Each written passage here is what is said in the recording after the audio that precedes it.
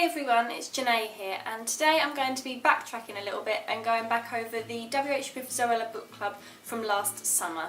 I did a video for the Zoella Book Club that's just finished this year, but there was one last year which was the very first one, and I've had quite a few people asking me about the books that were in that book club, so I've decided to go back over them now and share my thoughts on them. I just want to start off by saying that these books were available with an exclusive cover by WHSmith, but because they were released last summer I don't believe they are actually available anymore, but obviously you can still go and buy the original covers. So let's get on with the reviews. The first book was All the Bright Places by Jennifer Niven. I'm going to try and keep the format of this video exactly the same as the last one, so I'm going to start by reading you the back. Theodore Finch wants to take his own life. Violet Markey is devastated by her sister's death. They meet on the ledge of the school bell tower, and so their story begins. It's only together they can be themselves.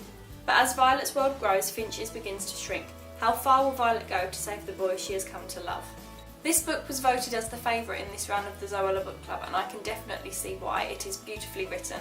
I loved the characters of Finch and Violet, and I love that the chapters alternated in between each of their points of view, and I'm really excited that this is being made into a film, and I gave this 5 stars. Next up is Beautiful Broken Things. Hopefully you can see this because this is actually a library book. I have this book as a Kindle edition. I didn't actually buy the book when they were all released, but I went into the library again this week and I thought I'd pick this one up just so I could show it in the video. I'm not sure if it's actually Cadie or Caddy. I'm going to go with Cadie. Cadie and Rosie have always been inseparable, but that was before Suzanne. Now Cadie wants to be more than just the quiet one. She wants something to happen. Suzanne is trying to escape her past and be someone different, someone free. But sometimes downward spirals have a momentum of their own, and no one can break your heart like a best friend. This book is mainly based around friendship, which I was a little bit disappointed by because I really like romance in my books, but I did still really like this one. I do think it was a little bit young for me though. I gave this 4 stars. Then we have We Were Liars by E. Lockhart. Again, I bought this book as a Kindle edition, so I found this one in the library last week as well, just to show you. This book doesn't actually really say very much on the back about what it's about. All it says is, we are liars, we are beautiful and privileged, we are cracked and broken, a tale of love and romance, a tale of tragedy. Which are lies, which is truth, you decide. I was drawn into this book really easily. I read it in a couple of days. It was a really quick read for me. I don't really want to say too much about it because there is a twist to this book and I don't know what to say without spoiling anything, so you'll just have to go and read this one for yourself, and I gave it 4 stars. The next book is Fangirl by Rainbow Rowell, and this one is one of the exclusive covers by WHSmith. Thank you very much to WHSmith for sending me this one, by the way, because I actually got a signed copy of this one, if you can see that. There's some really lovely artwork in these covers as well. I really like this one. So I'm going to tell you a little bit about it. Kath and Ren are identical twins, and until recently they did absolutely everything together.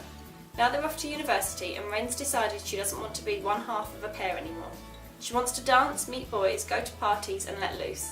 It's not so easy for Kath. She would rather bury herself in the fan fiction she writes, where there's romance far more intense than anything she's ever experienced in real life. Now Kath has to decide whether she's ready to open her heart to new people and new experiences, and she's realising there's more to learn about love than she ever thought possible. This one was actually my favourite book from the Zoella Book Club until I read the very last book.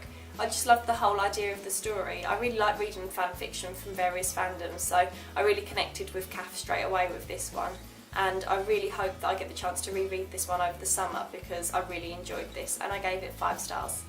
Then we have The Potion Diaries by Amy Arwood, and I will read you the back. When the Princess of Nova accidentally poisons herself with a love potion meant for her crush, she falls crown over heels in love with her own reflection. Oops. A nationwide hunt is called to find the cure, with competitors travelling the world for the rarest ingredients, deep in magical forests and frozen tundras, facing death at every turn. Enter Samantha Kemi, an ordinary girl with an extraordinary talent. Sam's family were once the most respected alchemists in the kingdom, but they've fallen on hard times, and winning the hunt would save their reputation. But can Sam really compete with the dazzling powers of Zoroaster Megapharma Company? And just how close is she willing to get to Zane Astor, her dashing enemy, in the meantime? Just to add to the pressure, this quest is all over social media and the world news. No big deal then. I wasn't sure about this book when I first picked it up. I thought it might end up being a little bit too young for me, but I'm so glad that I did. I love Amy's writing style, I loved the whole storyline, I thought it was a really interesting concept, and I gave this one 4 out of 5 stars.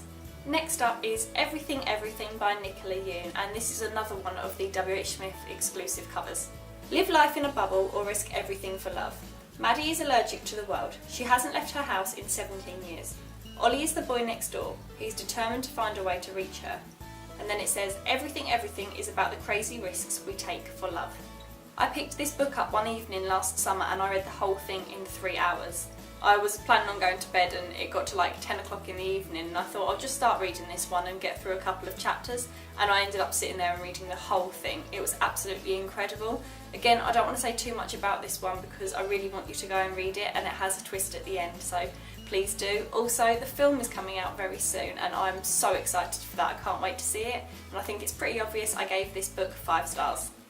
Then we had The Sky is Everywhere, and this is another one of the exclusive covers from WHSmith. This is the last exclusive cover that I have, and I'm also very thankful to WHSmith because this is another signed copy, if you can see that there, the light's probably on it. Okay, so I'm going to read you the back. Lenny Walker, 17, Wuthering Heights obsessed, clarinet player, band geek. Also hopeless romantic, prone to scattering poems all over town, and as of 4 weeks ago is sisterless.